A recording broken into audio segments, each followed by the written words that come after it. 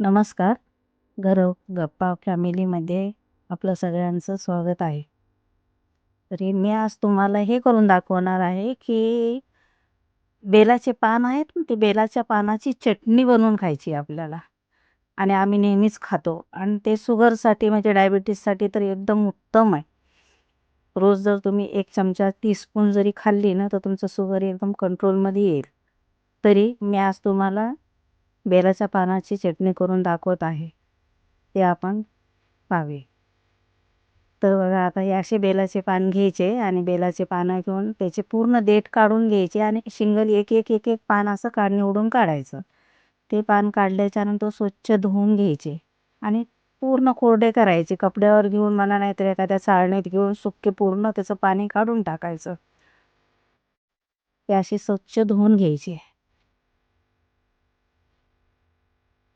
हे बघा कसं मी आता हे धुवून घेते स्वच्छ.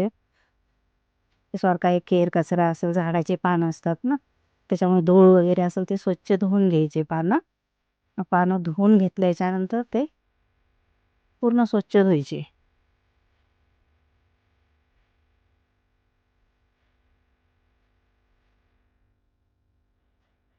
हे बघा असं चोळून चोळून धुवून घ्यायचे स्वच्छ.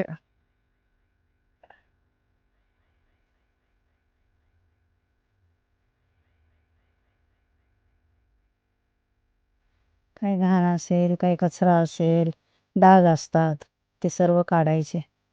कीड वगैरे असेल ते एक नसते बहुतेक, पण एखाद्या वेळेस असेल तरी पण ते काढून टाकायचे सर्व.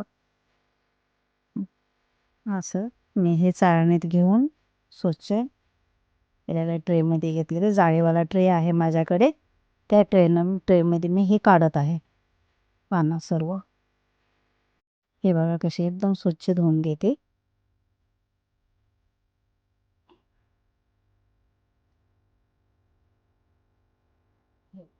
हे सर्व पानं धुवून घ्यायचे चांगले.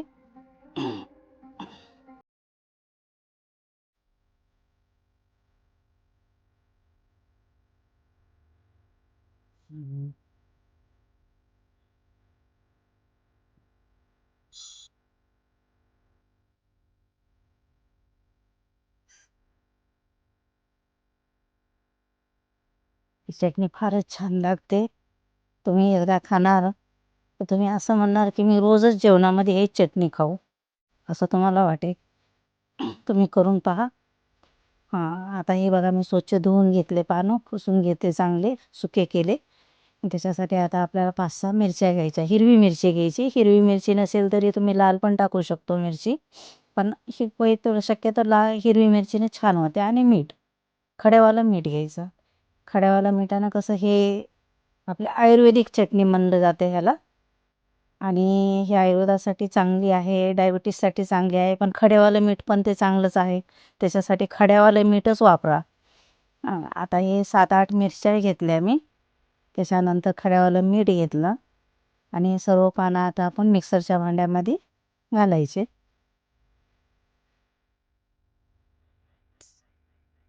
सर्व पानं मिक्सरच्या भांड्यामध्ये टाकून असं काही नाही की आपण एकदाच एवढी जास्त करायची असंही नाही. तुम्ही पहिले थोडी करून पहा. तुम्हाला कशी आवडेल तर तुम्ही रोज करणार. हे पानं आहेत आपल्याला कुठे हे फुलाच्या दुकानामध्ये, फुलहाराच्या दुकानात गेल्याच्यानंतर विकत घ्यायची. आपण 10 रुपयाचे पान घेतले तर आपल्याला 3-4 दिवस चटणी पुरेल एवढी चटणी बनते त्याची. हे आता मिक्सरच्या भांड्यात घेऊन हे मिक्सरला लावलेलं आहे.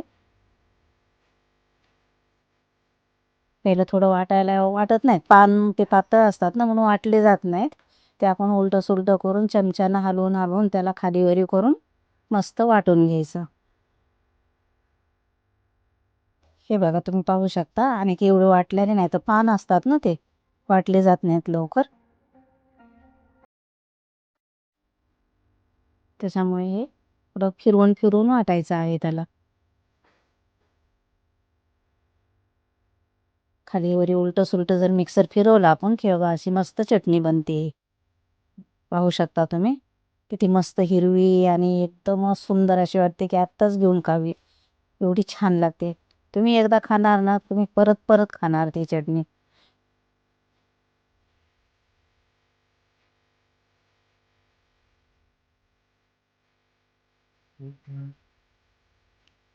मस्त लागते ही चटणी मला आमच्या घरात सगळ्यांनाच आवडते ही चटणी खायला. पहिल्या वेळेस तर आम्ही असा विचार केला की हिची कशी बनवायची काय नाही. आपण बेलाचं पान सोमवार असतात, श्रावण महिन्यात सोमवार असतात ना, तेव्हा कसं आपण बेलाचं पान खाऊनच उपास सोडतो. पहिलं पान खातात बेलाचं आणि नंतर उपास सोडतात श्रावण महिन्यातल्या सोमवारी.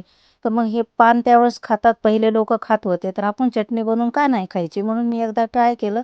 एवढी सुंदर लागली आणि सगळं काही व्यवस्थित आणि शुगर पण कंट्रोलमध्ये आली त्याच्यामुळे माझी.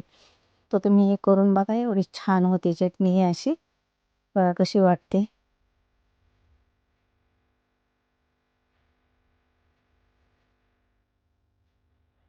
या चटण्यामध्ये मुख्यतः म्हणजे ह्या चटणीमध्ये लसूण वगैरे काही टाकायचा नाही. लसूण टाकला तर ते वेगळी होते, कारण हे आयुर्वेद चटणी आहे आणि ह्याच्यामध्ये लसूण वगैरे आहे. फक्त बेल, मीठ आणि मिरची एवढंच घ्या. आणि रोज 1 टीस्पून जरी तुम्ही जेवणामध्ये खाल्ला ना, तुम्ही 8 दिवस खाऊन पहा. खाल्ल्याच्या नंतर तुम्हाला तुमची शुगर एकदम कंट्रोलमध्ये येईल आणि तुम्ही नेहमी खात असणार हे. आणि बेलाचे पान हे कुठेही मिळतात फुलाच्या दुकानात, ते घ्या. हे चटणी जर तुम्हाला आवडली असेल तर ह्या चॅनलला तुम्ही सबस्क्राईब करा, कमेंट करा, लाईक करा. नमस्कार.